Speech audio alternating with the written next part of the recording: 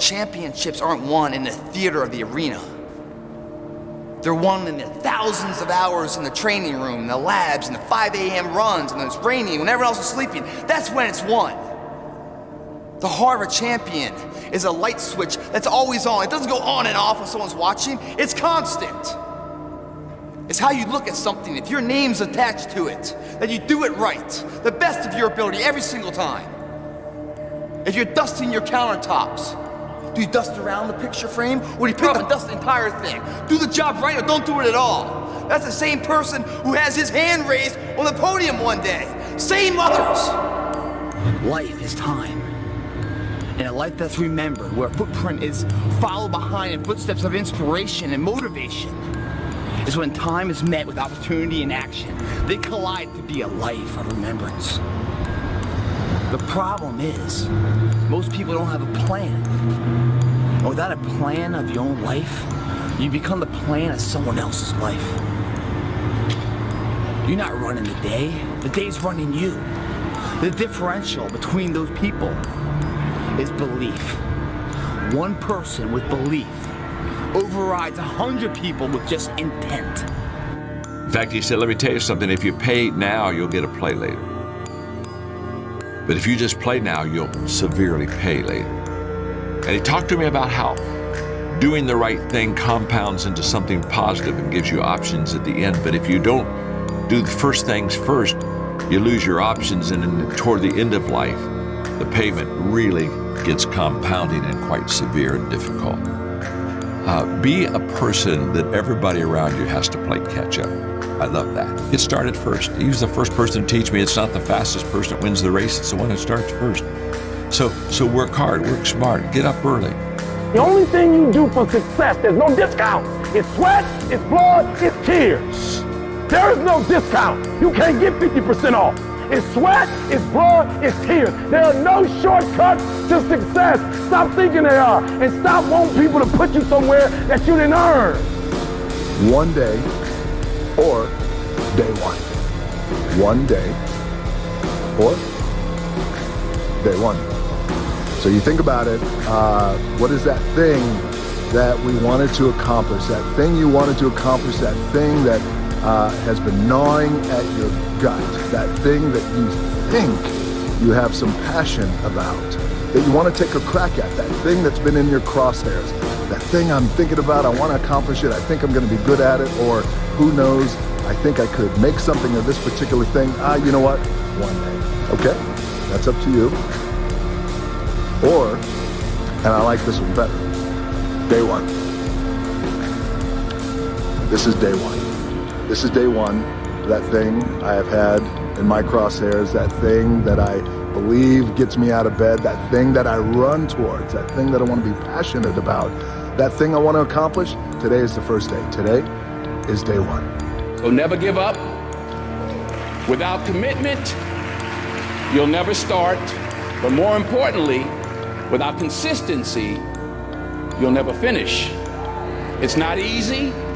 Keep working. Keep striving, never give up, fall down 7 times, get up 8. Ease is a greater threat to progress than hardship. Ease is a greater threat to progress than hardship. So keep moving, keep growing, keep learning. See you at work. Be the guy who embraces the ugly, the miserable. Be the guy who embraces hard work, the grind. Don't be afraid of being hurt. Don't be afraid of sacrificing some blood. We're all riddled by fear and doubt and insecurity, and we all have dreams. We talk ourselves out of those dreams. That's what life's about, adversity,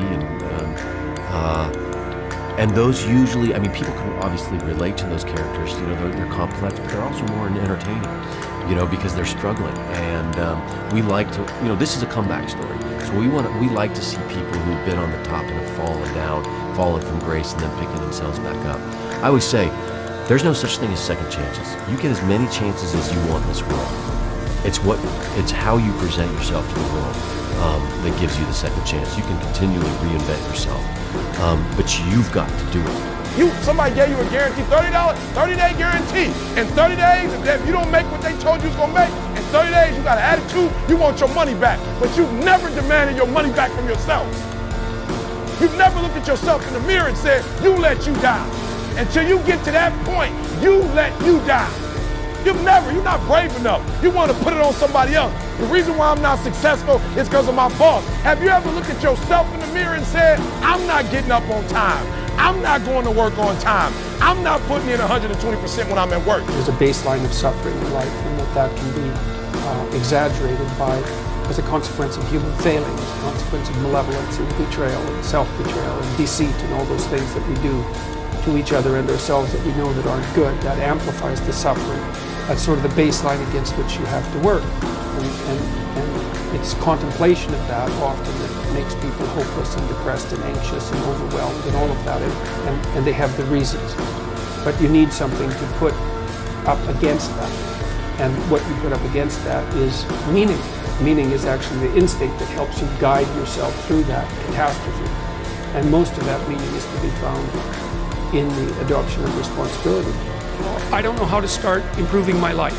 Someone might say that. And I would say, well, you're not aiming low enough. There's something you could do that you are regarding as trivial, that you could do, that you would do, that would result in an actual improvement. But it's not a big enough improvement for you, so you won't lower yourself enough to take the opportunity. How you hold yourself in the small things of life. Build the character winning blocks of the things that we'll remember for. I see them as one and one the same, guys. It begins right now with no one looking, man. And how you hold yourself, how you see yourself. What do you do when no one's watching? If you do it then, I guarantee you'll be doing it when everyone's watching. The point is, your best strategic position is, how am I insufficient and how can I rectify that? That's what you've got. And the thing is, you are insufficient and you could rectify it. Both of those are within your grasp. If you aim low enough. I don't care how good you are in anything, you don't have discipline, you ain't nobody. Right. Nothing without discipline. Because you give up on the slightest struggle without discipline. You told me discipline is doing what you hate to do, but do it like you love it. But there's a humility in determining what it is that the wretched creature that you are can actually manage. Aim low. And I don't mean don't aim, and I don't mean don't aim up.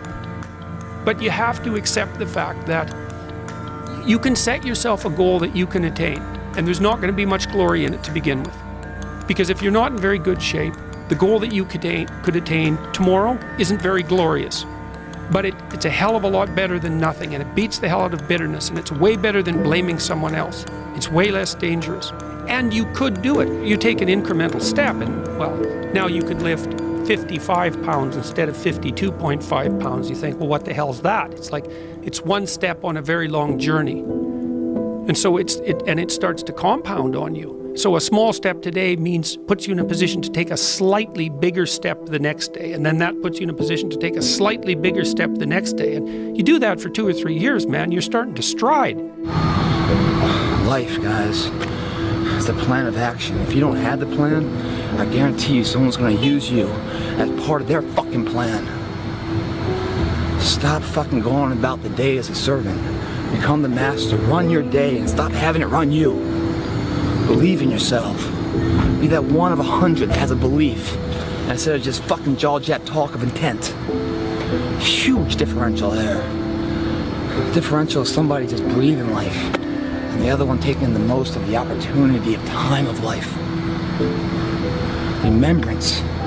Well, don't do it. That's the problem with some of you. You always want to blame other people. You want to hold other people to the fire, but you're not holding yourself to the fire. You just said you're giving 50%. You owe you an explanation. You owe you an explanation. You need to look at yourself in the mirror and say, why are you only giving 50%? What's wrong with you? You need to put yourself on punishment. You need to tell you no more TV, no more snacks, no more desserts, no, we working out now. No more alcohol, not right now. I can't handle it right now. You need to tell you that you owe you something. You're the center of a network. And you know way more people than this, but let's say typically, you're going to know 1,000 people in your life, well enough to have an impact on them, okay? And each of those 1,000 people is going to know 1,000 people. So you're 1 step from 1,000,000 and 2 steps from 1,000,000,000. And we are networked, technically.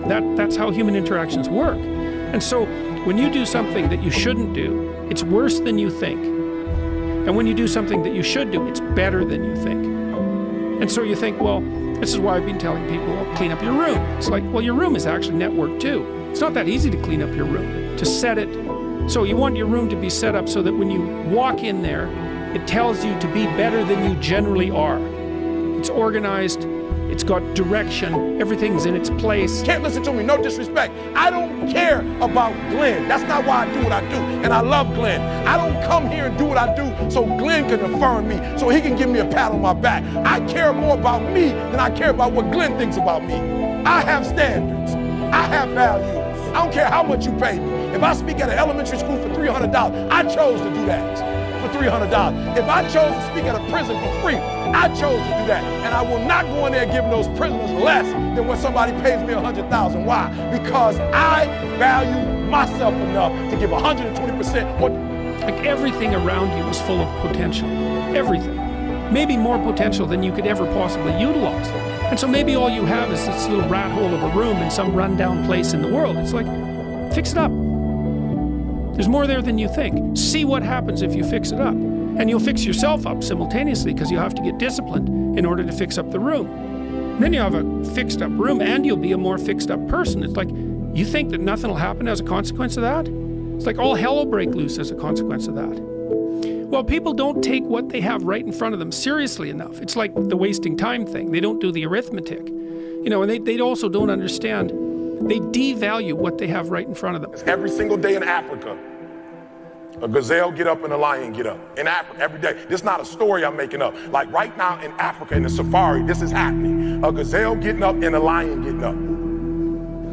And so the story says that every single day when the gazelle wakes up, it realizes that in order for it to survive, it must outrun the fastest lion or the slowest gazelle. Like, you ain't necessarily got to beat the lion. You just beat them other gazelles. No, you missed it in the background. High school dropout, homeless, didn't meet my father until I was 30 years old. But I wake up every morning at 3 o'clock. Why? Because you just gotta get there before the genius get there. You just gotta get there before the magna cum laude and the summa cum laude get there. They ain't waking up to 8. So if you get up at 3, you ain't gotta be smarter than them. You just gotta be quicker than them. You just gotta be faster than them. You just gotta get to the spot before they get to the spots. The most guilt I think that you can experience, perhaps, is the sure knowledge that you're not even taking care of yourself, so that you're leaving that responsibility to other people. But most of the time you're in guilt and shame because not only are you not taking care of yourself, let's say, so someone else has to, but you're not living up to your full potential. And so there's an existential weight that goes along with that. Life's rough, no doubt about it. And if good luck comes your way, then you should be grateful for it. And if happiness manages to manifest itself, you should be grateful for that too.